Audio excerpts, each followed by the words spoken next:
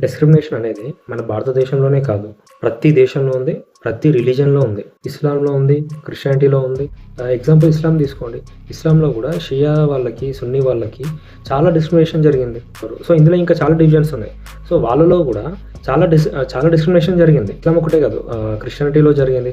క్రిస్టియానిటీలో Catholics అని, Protestants అని and orthodox అని. సో, వీళ్ళ మధ్య కూడా చాలా డిస్క్రిమినేషన్ జరిగింది. షాక్ అయ్యే ట్రూత్ ఏంటంటే ఈవెన్ యానిమల్స్ అండ్ బర్డ్స్‌లో కూడా డిస్క్రిమినేషన్ అనేది జరుగుతుంది.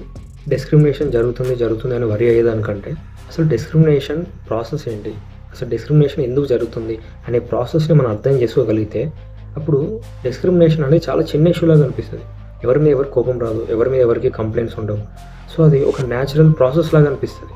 మీకు షార్ట్‌గా వన్ లైన్‌లో చెప్పాలంటే బలం ఉన్నవాడు బలం లేనివాడిని డిస్క్రిమినేట్ చేస్తాడు.